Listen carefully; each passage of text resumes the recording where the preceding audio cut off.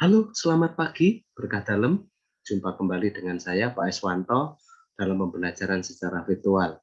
Untuk hari ini saya mohon maaf, dengan berat hati saya tidak bisa memberikan pembelajaran secara virtual atau langsung dengan Google Meet, karena ada kepentingan yang tidak bisa saya tinggalkan. Dan materi yang akan kita bahas pada pagi hari ini adalah materi kita bab 2, yakni Aku sebagai Citra Allah.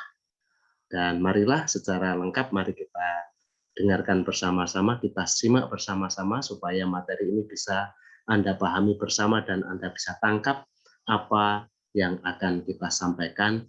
Dan di akhir dari pelajaran kita, nanti kita akan membahas atau memberikan tugas. Pak Es akan memberikan tugas dan tugas itu akan saya share di Google Classroom. Selamat menyimak. Hidupkan kameranya.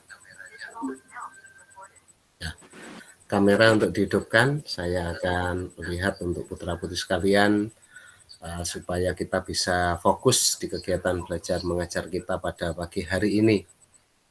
Kita join untuk hari ini, pagi hari ini kita bersembilan ya, kita bersembilan. Oh, bersepuluh, sorry maaf, kita bersepuluh. Nanti yang lain-lainnya bisa join, bisa gabung sambil berjalan ya. Baik, kita awali kegiatan kita pada pagi hari ini dengan berdoa ya. Saya mohon bantuan untuk Stefani Nathan Prasetya ya untuk pimpin doa ya. Stefani Nathan Prasetya. Oke. Nanti untuk doa penutup saya minta bantuan Madeline ya. Ya, nanti doa penutupnya. Kita akan bergabung di media virtual ini sampai dengan pukul 7:55 ya, begitu ya. Baik, untuk kamera semuanya dihidupkan. Florence, Ivano, ya, Kevin Wijaya, Wilfridus, Laurentius, Sally Margareta, selamat pagi. Ya, baik, untuk teman-teman semuanya, mari kita berdoa.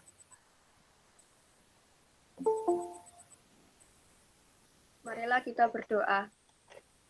Ya Tuhan, berkatilah pembelajaran pada pagi hari ini. Semoga pembelajaran pada pagi hari ini berjalan dengan baik selama COVID-19 ini. Amin. Amin. Ya baik, putra-putri sekalian, saya sambil memberikan materi pada pagi hari ini, sambil menunggu teman-teman yang bergabung. Untuk hari ini sampai dengan pukul 7:55, insya Allah kita bisa tuntaskan materi kita pada pagi hari ini. Untuk materi yang saya sampaikan adalah mengulang dari materi yang saya share pada hari Kamis yang lalu ya, hari Kamis yang lalu. Hari Kamis yang lalu saya meng-share materi bab 2, yaitu berkaitan dengan aku diciptakan sebagai citra Allah ya. Aku diciptakan sebagai citra Allah. Apakah bisa terlihat di paparan teman-teman sekalian?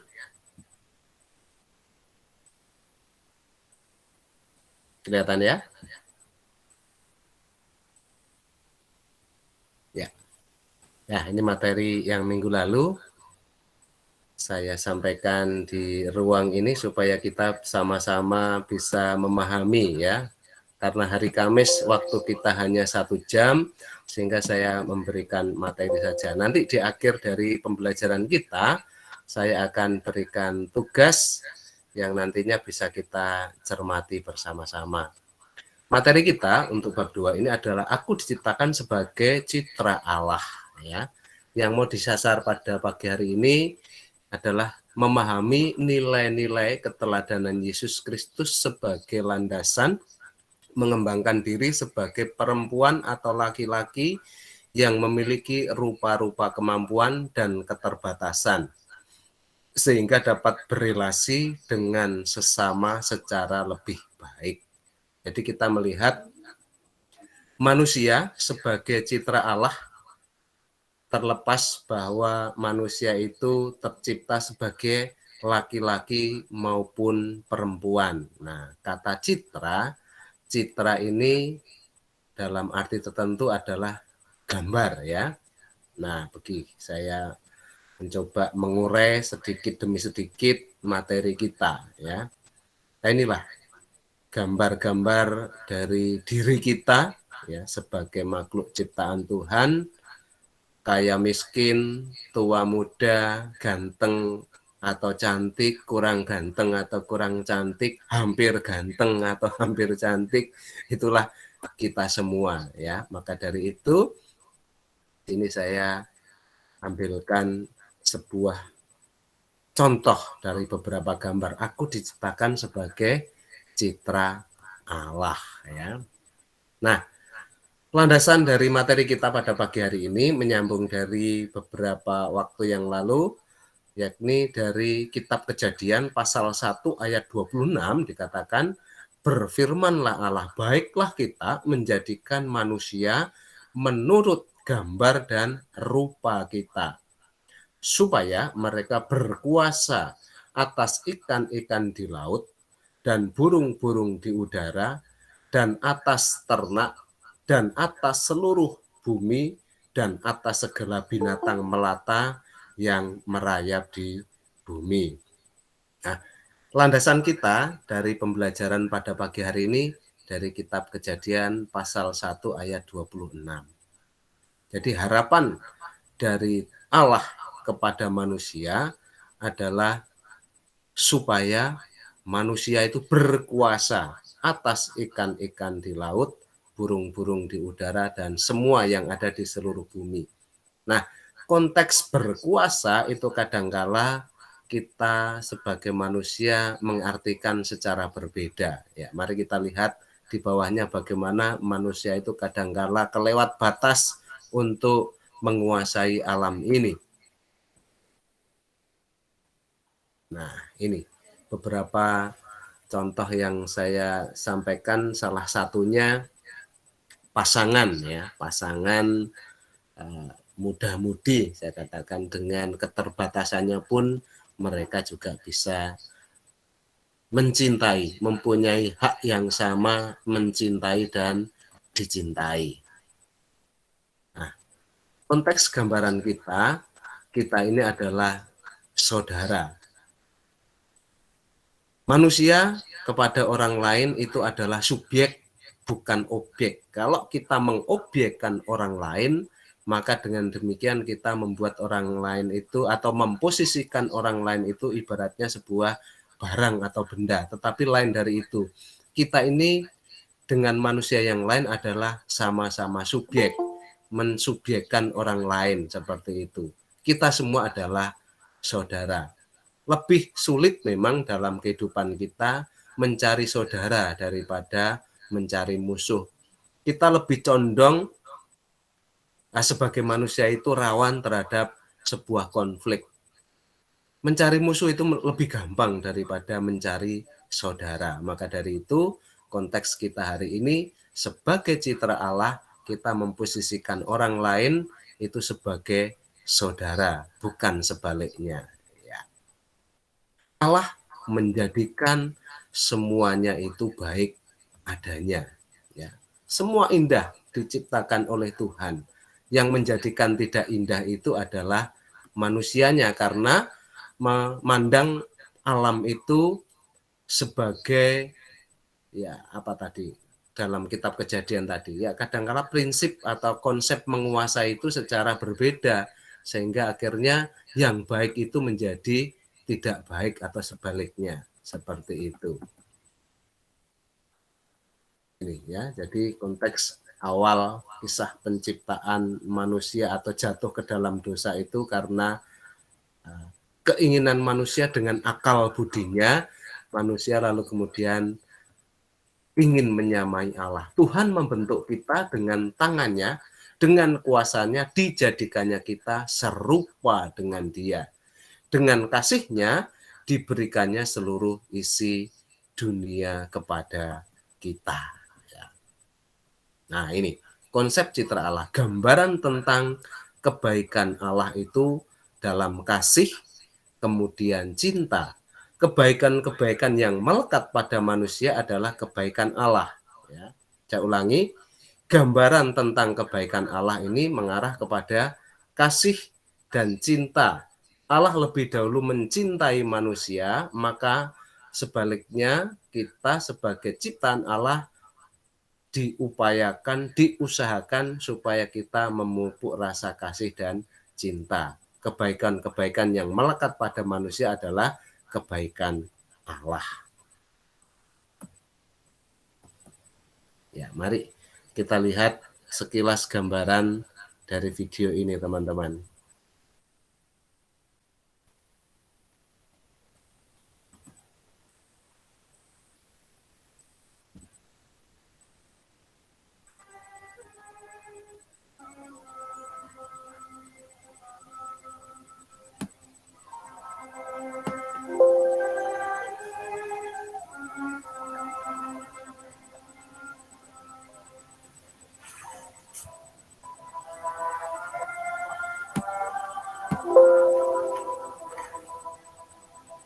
Hizkia, seorang guru hukum, ingin mengajukan pertanyaan. Silakan tanyalah Hizkia.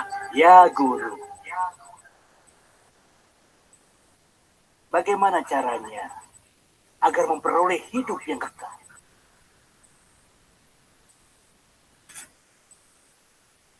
Apa yang tertulis dalam hukum? Cintailah Tuhan Allahmu dengan sepenuh hatimu, dengan segenap jiwamu, dengan seluruh kekuatanmu, dengan segenap akal budimu, dan kasihilah sesamamu manusia. Jawabanmu itu benar. Jika kau melakukannya, kau akan hidup. Dan siapakah sesamaku manusia?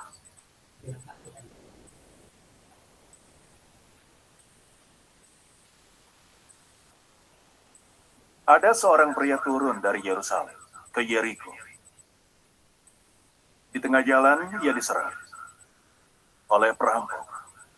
Dia dipukuli, lalu ditinggal dalam keadaan setengah mati. Kebetulan ada seorang imam berjalan juga di jalan itu. Tetapi ketika dilihatnya orang itu, dia menyingkir ke seberang jalan. Begitu juga dengan seorang Lewi yang berjalan di situ. Ketika melihat orang itu, ia mengamatinya. Dan hanya melihat. Tapi ia pun ke seberang jalan dan berjalan terus. Lalu ada orang Samaria yang sedang bepergian lewat di situ.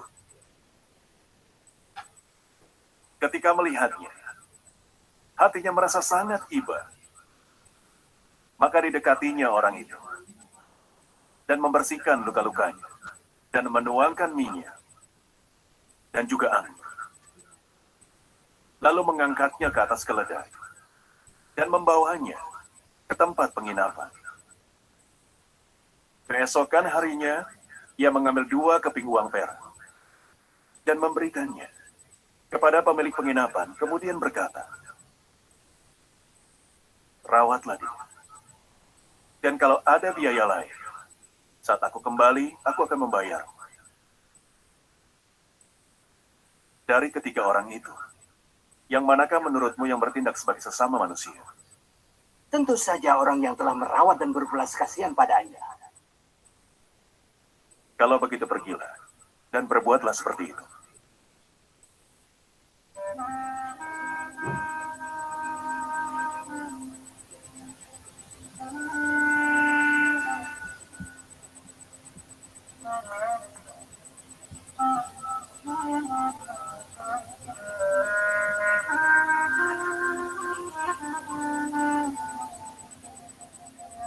Ya, baik putra-putri sekalian. Jadi satu paparan tadi yang saya sampaikan di dalam video tadi, ya di dalam video tadi adalah tentang bagaimana mencintai, ya, tentang bagaimana mencintai seperti yang sudah dicontohkan oleh Yesus tadi ya. Kisahnya tentang apa, teman-teman? Kalau bisa menyimak sebuah tayangan video tadi. Renat, Alexandre, Ya, Pak. apa tadi tayangan sekilas materi kita tadi? Nah, ingat. Baru masuk aja, Pak. Oh, baru masuk ya? Ya. Oke. Iya. Dio, Christopher.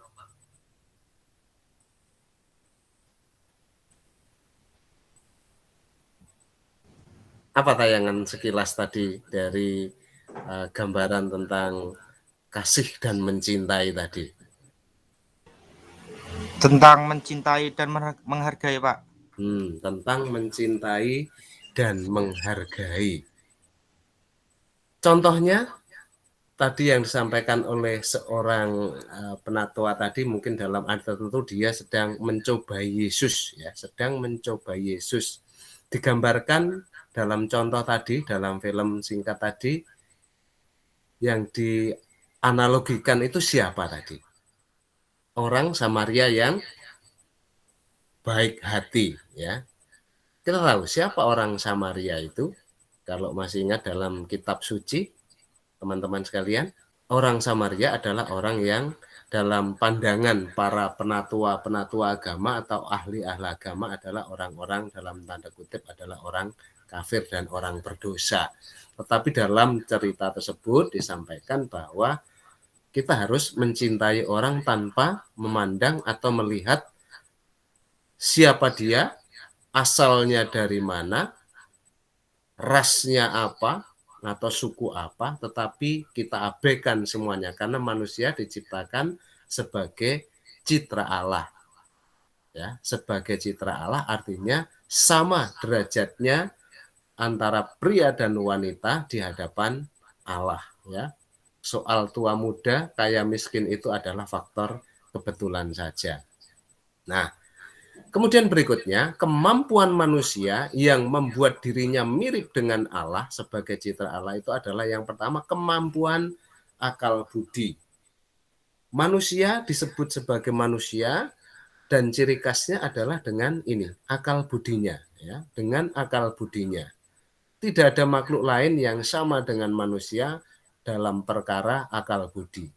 Kemudian yang kedua, dengan akal budinya juga sisi lain manusia punya kehendak bebas. Manusia bisa memilih yang baik atau yang buruk karena kehendaknya manusia itu bebas. Bebas menentukan,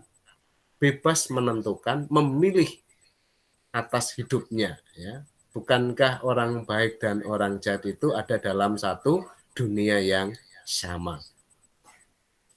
Guyonannya seandainya manusia di dunia ini baik semua, maka polisi menerima gaji buta karena dia tidak bekerja. Semua orang sudah baik-baik saja.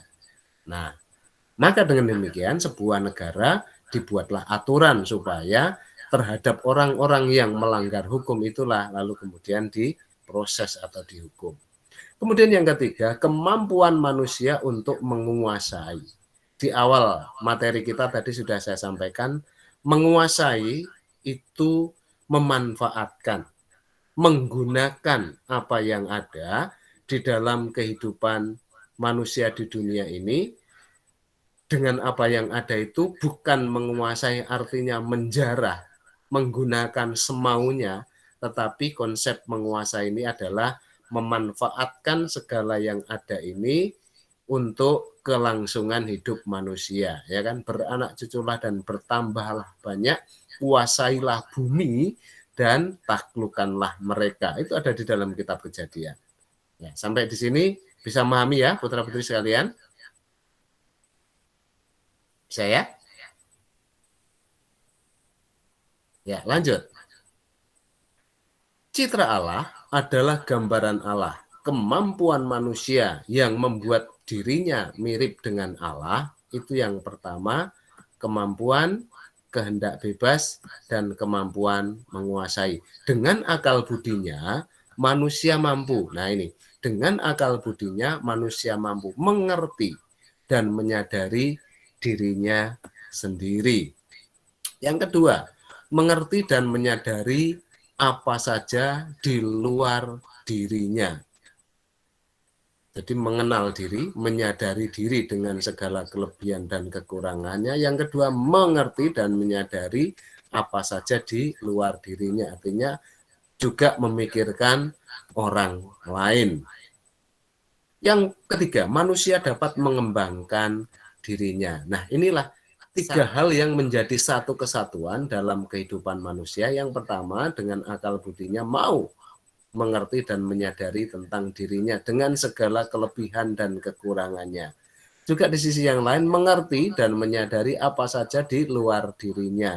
Kita juga memikirkan orang lain di luar kita, bahwa orang lain di dalam kehidupan kita itu sebagai pendorong, sebagai penyemangat atau motivasi supaya kita bisa mengembangkan diri kita.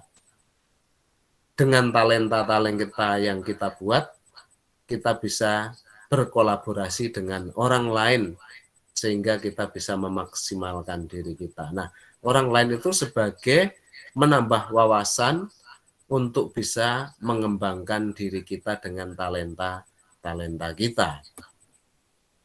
Manusia dapat membangun hubungan yang khas dengan sesama. Nah, bagaimana membangun hubungan yang khas dengan sesama?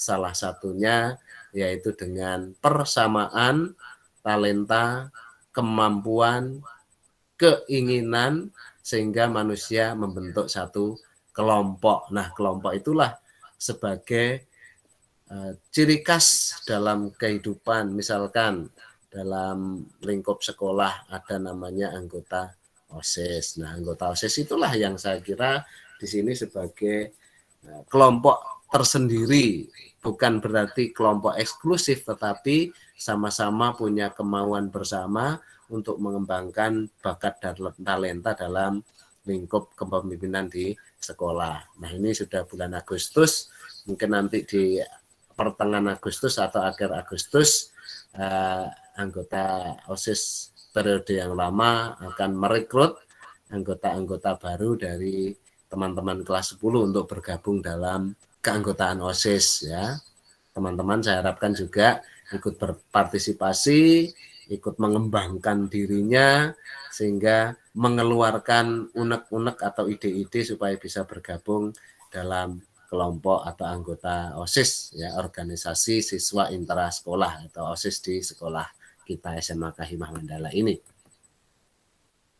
Kemampuan berkehendak bebas, melakukan sesuatu dengan sengaja, melakukan dengan tahu dan mau, hanya manusia yang bisa, hewan tidak ya. Jadi melakukan sesuatu dengan sengaja, melakukan dengan tahu dan mau. Nah, ini kemauan kehendak bebas itu hanya berangkat dari dirinya sendiri yang mengawali orang lain di sekitar kita ini sebagai pemacu dan pemicu ya. Begitu. Melakukan perbuatan moral, tindakan moral hanya dapat dibuat oleh manusia sebab hanya manusia yang dapat bertindak dengan tahu dan mau. Hewan tidak bisa. Bertindak dengan penuh tanggung jawab hanya manusia yang dapat bertindak secara bertanggung jawab. Jadi dengan kemampuan akal budinya manusia bisa melakukan segala sesuatunya secara bebas, tetapi bebas yang dimaksud bukan sebebas-bebasnya, tetapi bebas secara bertanggung jawab. Nah ini teman-teman. Berikutnya, menguasai. Tuhan menyerahkan alam lingkungan ini kepada manusia untuk menguasainya, bukan dengan sewenang-wenang, tetapi secara bertanggung jawab. Tuhan menghendaki supaya alam ini digunakan, dimanfaatkan, ya, sesuai dengan porsinya, ya, sesuai dengan porsinya, supaya manusia bisa merawat alam ini, karena manusia menempati yang namanya bumi sebagai salah satu planet tata surya yang kita tempati, kita gunakan sebagai sarana untuk bisa tetap hidup, maka harus ditata, digunakan, dilestarikan. Kalau dunia ini yang semakin tua ini sebagai titipan dari Allah kepada manusia dan tidak kita gunakan atau kita lestarikan dengan baik, niscaya anak cucu kita juga tidak akan menempatkan atau mendapatkan sesuatu yang baik seperti saat ini. Walaupun memang dunia ini sudah banyak mengalami perubahannya luar biasa. Salah satunya karena manusia menggunakan alam ini dengan tidak semestinya. Bukan semua manusia, tetapi ada oknum-oknum manusia yang menguasai lingkungan ini dengan tidak bertanggung jawab. Nah, baik teman-teman, mari kita lihat sedikit gambaran tentang bagaimana manusia tidak menggunakan bahwa alam ini manusia dengan adalah baik. perusak alam. Ngaku deh, selama ini kalian suka ngira kalau asap-asap dari cerobong pabrik atau limbah tekstil pabrik yang dibuang ke sungai menjadi penyebab utama mengapa bumi kita rusak. Nyatanya, kebiasaan kecil yang sering kita lakukan juga punya potensi untuk merusak lingkungan. Nah, apa sajakah itu? Pertama, penggunaan plastik yang masif. Nggak bisa dipungkiri, kalau plastik sering kita gunakan dalam kehidupan sehari-hari. Tapi, tahukah kamu kalau plastik membutuhkan waktu sampai 1000 tahun supaya bisa terurai? Wih, lama banget ya. Maka dari itu, daripada gunain plastik, lebih baik mulai sekarang kita manfaatin tote bag untuk membawa barang belanjaan. Terus, pakai sedotan stainless atau pakai botol air yang bisa digunakan berulang kali. 2. Pembakaran mesin. Pada era ini, banyak masyarakat yang memiliki kendaraan pribadi. Kenyataannya, semakin banyak kendaraan pribadi, ternyata justru semakin berbahaya untuk kondisi bumi loh. Karena gas buangan dari kendaraan pribadi mengandung hidrokarbon dan nitrogen oksida. Gas-gas itu mengancam kesehatan manusia sekaligus berkontribusi signifikan pada pemanasan global. Oleh karena itu, lebih baik kita naik transportasi umum aja. 3. Membakar hutan untuk lahan baru. Saat musim kemarau tiba, oknum tak bertanggung jawab akan membakar hutan. Alasannya untuk membuka lahan baru. Padahal, pembakaran hutan yang terjadi di Indonesia bersifat fatal. Untuk mengembalikan hutan seperti semula, dibutuhkan waktu yang sangat amat lama. Belum lagi, fauna yang ada di dalamnya juga ikut menjadi korban. Kalau di masa depan nanti, Indonesia tak memiliki hutan lagi, siapa yang akan disalahkan? 4. Perburuan hewan secara liar. Banyak kegiatan manusia yang tak hanya merusak alam, tetapi juga sampai menyakiti hewan. Misalnya, penangkapan ikan di laut dengan racun, peledak, ataupun pukat harimau. Hal tersebut dapat menyebabkan rusaknya terumbu karang, serta meningkatkan kelangkaan pada hewan laut yang lainnya.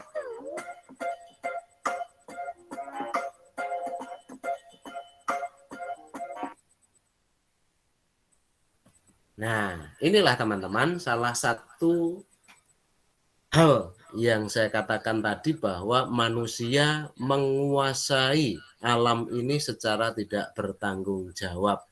Mereka punya pemikirannya sendiri supaya manusia itu bisa bertahan hidup tetapi mengabaikan kepentingan orang lain, kelangsungan hidup. Salah satu yang saya sampaikan tadi, pembakaran hutan, mengambil ikan hasil laut itu dengan pukat harimau, ya.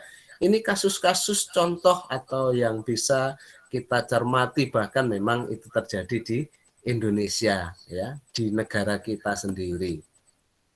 Nah, terlepas dari itu semua, kita diharapkan bisa mengembangkan karunia Allah dengan apa yang ada dalam kehidupan ini, dalam kehidupan di negara kita, ya, tidak usah jauh-jauh kalibernya dunia, tetapi karena kita hidup di Indonesia, kiat-kiat apa yang bisa kita lakukan dengan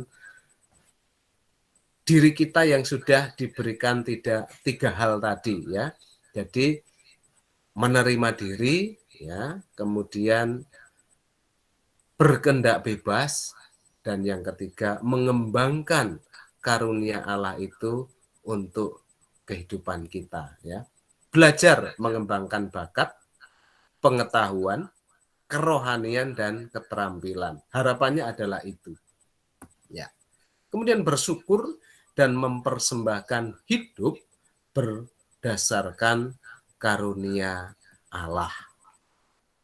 Belajar mengembangkan bakat, ya, pengetahuan, kerohanian, dan keterampilan. Nah, ini salah satunya melukis, ya.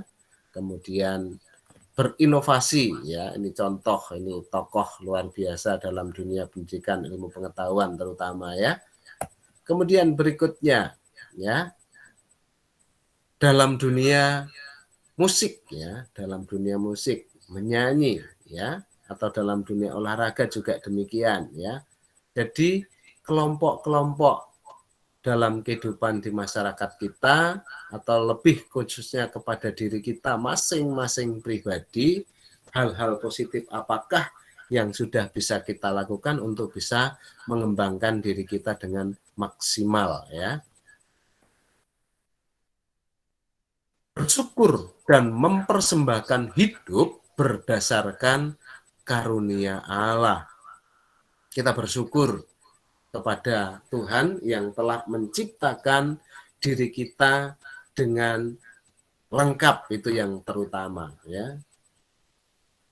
Saya kira di kelas kita, ya, 10 IPS 1 ini tidak ada satupun dari diri kita yang berkebutuhan khusus. Maka dari itu kita bersyukur atas segala sesuatunya itu. Yang paling utama, mendasar dari kesemuanya ini adalah kesehatan. Maka dari itu di masa pandemi ini kita betul-betul jaga kesehatan supaya kita tetap bisa melakukan kegiatan belajar mengajar walaupun sampai saat ini kita masih dalam suasana atau situasi pandemi. Semoga ini bisa segera berakhir, ya. Itu teman-teman sekalian materi kita, ya, untuk hari ini, ya, materi kita untuk hari ini. Adakah pertanyaan dari apa yang saya paparkan ini tadi? Mungkin ada hal-hal yang belum bisa kita pahami secara maksimal. Andre Meak, ya, adakah pertanyaan? Atau siapa saja, mari kita berdiskusi. Jelas? Jelas, Pak. Ya, oke, jelas. Floren? Adakah pertanyaan, Floren? Enggak ada, Pak. Enggak ada. Jelas ya? Dio? Ya. Christopher? Kenneth? Jelas, Pak. Jelas ya? Jadi tugas hari ini nanti saya akan rangkum, ya, masih ada waktu 10 menit. Saya akan rangkum dalam beberapa kalimat di tugas kita. Nanti kita kumpulkan siang, ya. Saya kumpulkan siang karena setelah ini di TU. Jadi nanti tugas bisa dikumpulkan maksimal pukul 15, ya. Nah, kalau pukul 15 kan masih ada rentang waktu, ya. Jadi nanti sambil mengerjakan tugas-tugas yang lain, mungkin ada juga Google Meet dari materi yang lain, nanti bisa saya kirimkan nanti di sela-sela waktu itu. Mohon kameranya dihidupkan semua. Sebelum saya akhiri pembelajaran kita pada pagi hari ini, saya minta untuk dihidupkan cam-nya. Saya akan screenshot, saya akan simpan di jurnal mengajar saya, ya, di jurnal mengajar saya supaya teman-teman semuanya bisa muncul wajahnya, ya. Berikan senyuman yang terbaik untuk kita semua. Ya, baik. Terima kasih putra-putri sekalian. Saya akan akhiri kegiatan belajar mengajar kita pada pagi hari. Untuk soal nanti menyusul, ya, soal menyusul. Kemudian untuk mengakhiri kegiatan belajar mengajar kita pada pagi hari ini, mohon Madeline untuk menutup dengan doa. Saya akan berdoa dengan secara Kristen. Oke. Terima kasih Tuhan atas pembelajaran pagi hari ini. Semoga pembelajaran pagi hari ini dapat bermanfaat bagi kami semua. Dan juga Tuhan tolong lindungilah guru dan juga serta teman-teman sekalian dari COVID-19 ini. Semoga COVID-19 ini segera menghilang dari dunia ini. Terima kasih Tuhan. Haleluya. Amin. Baik, terima kasih Madeline yang sudah menutup kegiatan belajar mengajar pada pagi hari ini. Saya mengingatkan kembali untuk teman-teman jangan lupa absensi secara online ya.